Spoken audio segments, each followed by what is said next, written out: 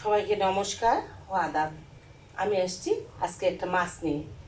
এক এক এলাকায় এই মাছটা বলে, কোনো এলাকায় বলে বাঁশপাতারি, কোনো এলাকায় বলে কচুয়া। সত্যি এর কী নাম আমি জানি না। যাই হোক, আমি রান্না করতেছি, আপনারা দেখেন। একটু লবণ দিয়ে দিলাম। তেলটা গরম হওয়ার পরে মাছগুলো ভালো নিচ্ছি।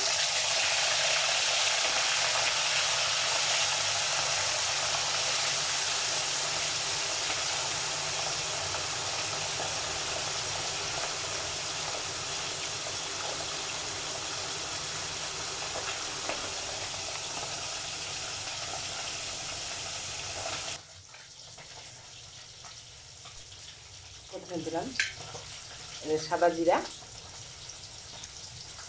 জিরা একটু ফোড়ন দিলাম।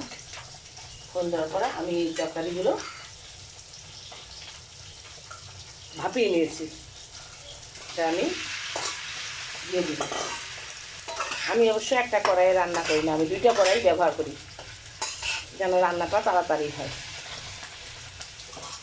ডাঁটা, পটল আর আলু এটা দিয়ে আমি রান্নাটা করব। হলুদ দিলাম, লবণ দিলাম,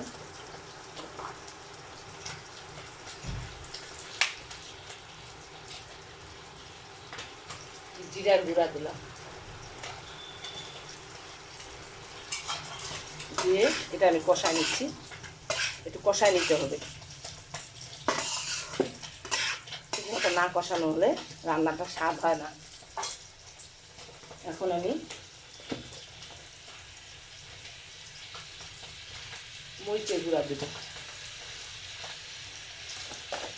রান্নাটা কিন্তু আমি সয়াবিন তেল দিয়ে করলাম। কষায় নিচ্ছি, একটু কষায় নিতে হবে মশলাগুলো দিয়ে। আমি মাছের ইয়েটা লবণ হলুদের জলটা দিয়ে দিলাম।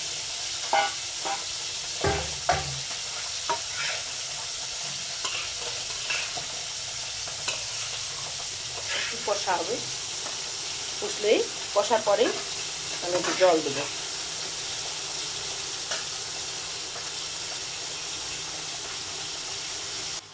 দেখুন আমার এটা কষানো হয়ে আসছে। ডাঁটা, চিকন চিকন ডাঁটা যদি দেওয়া যায় এই মাছটাতে খুব খেতে স্বাদ। ডাঁটা, পটল, আলু দিয়ে আমি রান্নাটা করতেছি, খুব মজা লাগে খেতে, পাতলা পাতলা ঝোল। এখন আমি এটাতে জল দেব।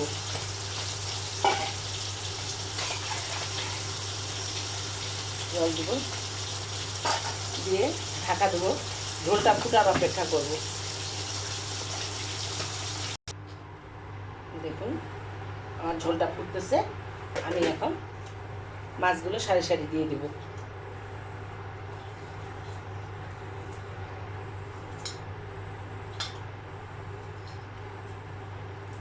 এই মাছের এরকম করে ঝোল খেতে খুব মজা, ভালো লাগে।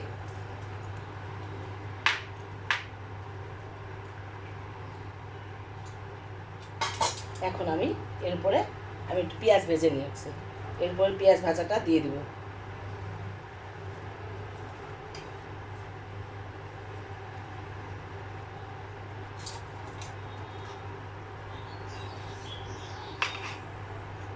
দেওয়ার পরে এটা আবার একটু ঢেকে দেবো, কারণ মাছটার মধ্যে ঝোল যদি না ঢুকে, না সেদ্ধ হয়, তাহলে খেতে স্বাদ লাগে না।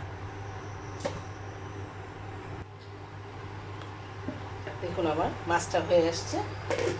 এভাবে আপনারা রান্না করবেন, খেতে খুব স্বাদ লাগে, সুন্দর গন্ধ। আমার রান্নাটা হয়ে আসছে। এভাবে আপনারা রান্না করবেন। দেখুন, সবাই ভালো থাকুন, সুস্থ থাকুন। আবার আরেকটা রেসিপি নিয়ে আরেকদিন দেখা হবে আপনাদের সাথে। আমার চ্যানেলটি যদি ভালো লেগে থাকে অবশ্যই আপনারা লাইক দেবেন, কমেন্ট করবেন, সাবস্ক্রাইব করবেন। ওকে।